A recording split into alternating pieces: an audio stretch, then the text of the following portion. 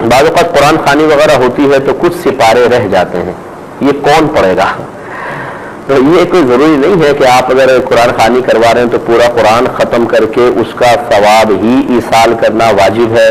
چند سپارے رہ گئے تو سارے کے سارے گناہ گار ہوں گے، لہذا لازم ہے کہ وہ سپارے پڑھ کر بھی کریں۔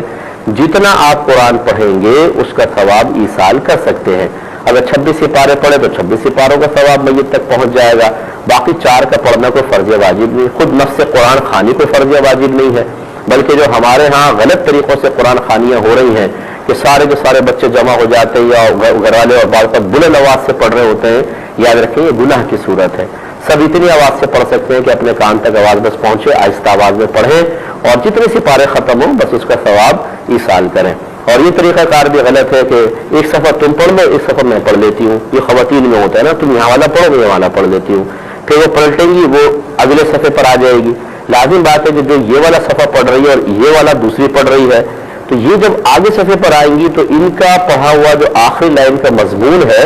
وہ اس صفحے سے نہیں ملے گا بلکہ اس سے اگلے والے صفحے سے ملے گا، اور ہو سکتا ہے وہ مضامین ایسے آپس میں ٹکرا رہے ہوں کہ خدا نخواستہ کفر بھی لازم آ سکتا ہے۔ مثلا اللہ تعالیٰ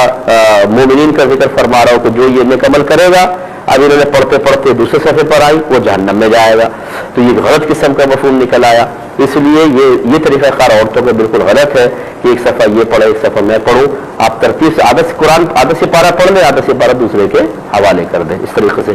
ایک